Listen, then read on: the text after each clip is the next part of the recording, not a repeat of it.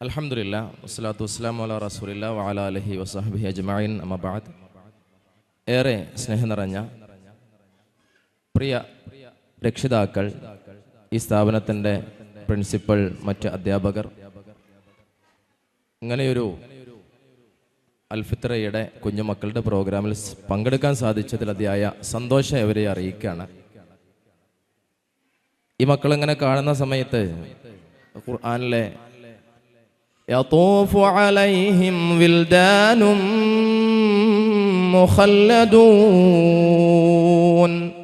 അല്ലേ, പരലോകത്ത് കുഞ്ഞുമക്കൾ ഇങ്ങനെ ചുറ്റിക്കറങ്ങുന്ന, ഓടിക്കളിക്കുന്ന ഒരു കാഴ്ച ഖുർആൻ പറയുന്നുണ്ട്.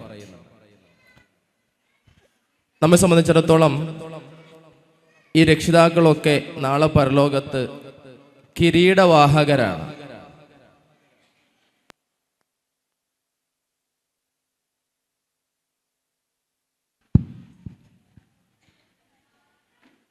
കിരീടം ധരിച്ചുകൊണ്ട് അവരിങ്ങനെ പരലോകത്ത് ഹാജരാകുമ്പോൾ അവർ അത്ഭുതത്തോടു കൂടി ചോദിക്കും, എന്തിനു വേണ്ടിയാ ഞങ്ങളെ ഇങ്ങനെ കിരീടാവകാശികളാക്കി, കിരീടധാരികളാക്കിയിട്ട് ഹാജരാക്കിയിട്ടുള്ളത്? അവ മലക്കുകൾ അവരോട് പറയുന്ന മറുപടിയാണ്, നിങ്ങളുടെ മക്കൾ ഖുർആൻ സംരക്ഷിച്ചവരാണ്. ഹാഫിദൂൻ അൽ ഖുർആൻ, ഖുർആനിന്റെ സംരക്ഷകരാണ്, ഹിഫ്ള് ചെയ്തവരാണ്. അവരെ അതിന് പ്രാപ്തമാക്കിയ രക്ഷിതാക്കൾക്കുള്ള അവാർഡാണ് പരലോകത്ത്, അലാമത്താണ്, അടയാളമാണ് ആ കിരീടം. റസൂലുള്ളാഹി സ്വല്ലല്ലാഹു അലൈഹി വസല്ലമയുടെ ജീവിതത്തിൽ 23 വർഷം കൊണ്ട് 6236 ആയത്തുകൾ, 114 അധ്യായങ്ങൾ,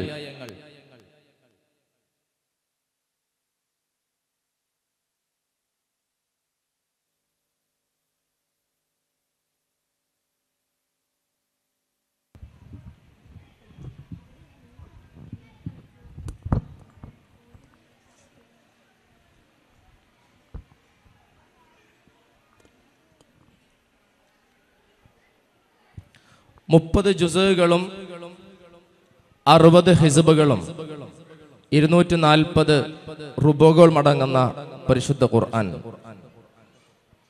അത് ഖതം ചെയ്യുക എന്ന് പറയുന്നത് ചെറിയൊരു കാര്യമല്ല, ആണോ? അല്ല. നമ്മളൊക്കെ പരിശുദ്ധ റമദാനാകുന്ന സമയത്ത് ഏറെ മത്സരബുദ്ധിയോടുകൂടി അതിനെ കണ്ട് നമ്മൾ ചെയ്യാറുണ്ട്. ആ ദിവസങ്ങളിൽ അത് പാരായണം ചെയ്യുന്ന സമയം നമുക്ക് കണക്കാക്കാൻ കഴിയാത്ത അത്രയും പ്രതിഫലം ലഭ്യമാകുമെന്ന വിശ്വാസത്തോടു കൂടിയാണ് അന്ന് നമ്മൾ അതിനെ കാണുന്നത്. എന്നാൽ ഇവരെ ഉമ്മയുടെ, ഉപ്പയുടെ ലാളനയും സ്നേഹവും സഹവാസവും സമീപനവും ആവോളം വേണ്ട സമയത്ത് ആ ഒരു കൾമൺ കണക്കെയുള്ള മക്കളെ നമ്മൾ ഇവിടെ കൊണ്ടുവന്ന് വെക്കുകയാണ്. അപ്പൊ അവർക്ക് മാതാക്കളെ പോലെ, പിതാക്കളെ പോലെ സാമീപ്യവും സ്നേഹവും നൽകി ഇവിടുത്തെ അധ്യാപകർ അവരെ ഇങ്ങനെ പരിപാലിച്ച് സംസ്കരിച്ചു കൊണ്ടുവരികയാണ്. റസൂൽ പറഞ്ഞു, ഒരു കുട്ടി ജനിച്ചു വീഴുമ്പോ ഫിത്രത്തിലാണ്, ശുദ്ധമായ പ്രകൃതിയിൽ ജനിച്ചു വീഴുന്ന ആ കുഞ്ഞിനെ നസ്രാണിയാക്കുന്നതും ജൂതനാക്കുന്നതുമൊക്കെ മാതാപിതാക്കളാണ്, രക്ഷിതാക്കളാണ്. ഇവർ ഏകദേശം ഈ 41 പേർ എന്ന് പറയുന്നത് ഇസ്ലാമിന്റെ സംസ്കാരത്തെ വളർത്തിയെടുക്കാൻ, ഒരു മുസ്ലിമായി ജീവിക്കുക എങ്ങനെയെന്ന് കുടുംബത്തിന് വരെ വളരെ മനോഹരമായി പരിചയപ്പെടുത്തി കൊടുക്കുന്ന മക്കളാണ് ഇവര്. മക്കളായിട്ട് തകർത്ത് കളിയായിരിക്കും. നമ്മളിൽ നിന്ന് അനിസ്ലാമികത്വം അവരിലേക്ക് ഒരിക്കലും പകർന്നു നൽകാൻ ഒരു കാരണവശാലും നമ്മുടെ ജീവിതം കാരണമാകരുത്. അൽഫിത്രയുടെ തുടക്ക കാലഘട്ടത്ത് ഒരു പിതാവ് വീട്ടിൽ നിന്ന് യാത്ര തുടങ്ങിയപ്പോ കുട്ടി പ്രാർത്ഥിച്ചിട്ടുണ്ട്. കുറച്ചിങ്ങനെ ഒരു 5-6 കിലോമീറ്റർ പോയതിനു ശേഷം ഉപ്പയോട് ചോദിച്ചു, ഉപ്പ, വാഹനത്തിൽ കയറിയപ്പോ പ്രാർത്ഥന ചൊല്ലിയോ? ഇല്ല. അന്ന വണ്ടി തിരിച്ചോളി അറിഞ്ഞു. ഇവിടുന്ന് ചെല്ലിയാ പോരാ, വാഹനത്തിൽ കേറുമ്പോഴാ പ്രാർത്ഥന ചെല്ലേണ്ടത്. അല്ല, ഇവിടുന്ന് ചെല്ലിയാ പോരാ, നമുക്ക് അങ്ങോട്ട് പോണം.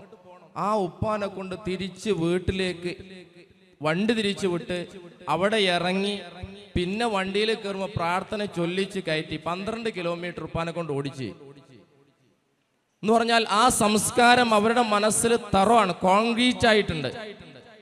അതിനെ നമ്മൾ ഒരു കാരണവശാലും അതിനെതിരായിട്ട് നമ്മുടെ സാഹചര്യങ്ങൾ അവർക്ക് മാറാനുള്ള ഒരു കാരണമാക്കി മാറ്റാതിരിക്കട്ടെ, പടച്ചോൻ കാക്കട്ടെ. ഏതായിരുന്നാലും നിങ്ങളെ അഭിനന്ദിക്കാതിരിക്കാൻ കഴിയില്ല. എന്ന് പറഞ്ഞാൽ ഇവിടെ ഇരിക്കുന്ന 3, 4, 5 മണിക്കൂർ അവർ സ്കൂളിൽ ചെലവഴിക്കുന്നു. അതിനുശേഷം അതിൻ്റെ എല്ലാ പോഷണങ്ങളും ഗുണങ്ങളും അവർക്ക് കിട്ടണമെങ്കിൽ അത് വീട്ടിൽ സാഹചര്യം ഉണ്ടാവണം. അതിനുവേണ്ടി പണവും സമയവും ആരോഗ്യവും ചെലവഴിച്ച് നിങ്ങൾക്ക് പടച്ചിറപ്പ് തക്കതായ പ്രതിഫലം നൽകി അനുഗ്രഹിക്കുമാറാവട്ടെ. ഇതൊരിക്കലും നഷ്ടാവൂല. നാളെ പരലോകത്ത് ഇവരൊക്കെ അനുകൂലമായിട്ട് ആ മക്കളെ സന്തോഷത്തോടു കൂടി സ്വർഗത്തിലേക്ക് ആനയിക്കുന്നവരായിട്ട് മാറും. പടച്ചിറപ്പ് അത്തരത്തിലുള്ള മക്കളിൽ നമ്മയും ഈ മക്കളെ ഒരുമിച്ച് കൂട്ടട്ടെ.